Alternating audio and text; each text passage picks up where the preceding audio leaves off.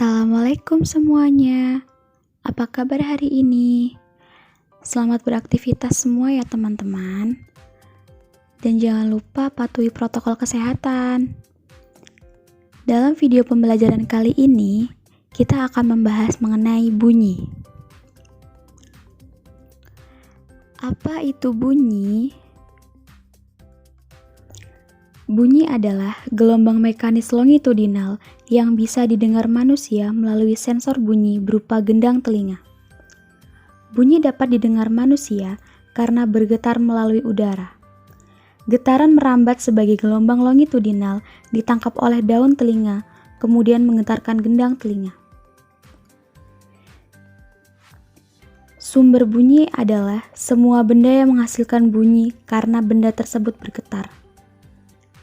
Benda tersebut bergetar sehingga udara di sekitarnya juga ikut bergetar. Syarat bunyi.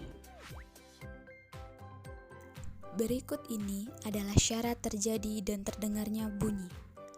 Yang pertama, terdapat benda yang bergetar atau sumber bunyi. Yang kedua, terdapat medium yang merambatkan bunyi. Yang ketiga, terdapat penerima yang berada di dalam jangkauan sumber bunyi.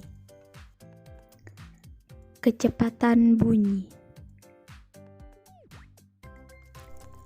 Bunyi mempunyai cepat rambat yang terbatas.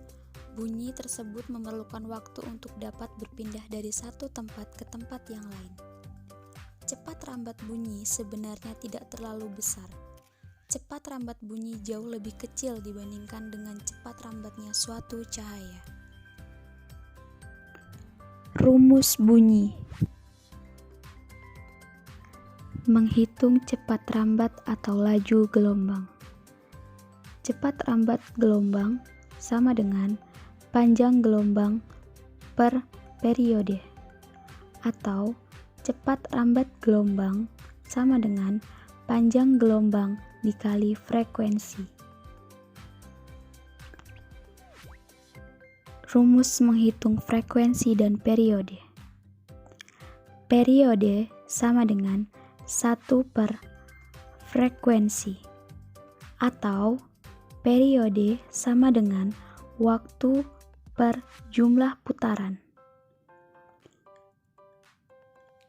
Frekuensi sama dengan 1 per periode, atau frekuensi sama dengan jumlah putaran per waktu. Sifat bunyi. Bunyi mempunyai beberapa sifat tertentu. Sifat gelombang bunyi tersebut antara lain yaitu: yang pertama, merupakan gelombang longitudinal. Yang kedua, tidak bisa merambat pada ruang hampa.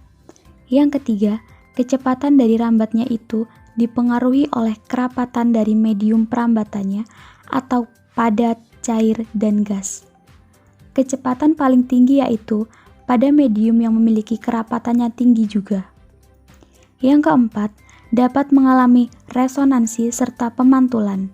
Yang kelima, memerlukan medium dalam perambatannya atau tidak merambat dalam ruang hampa. Resonansi bunyi.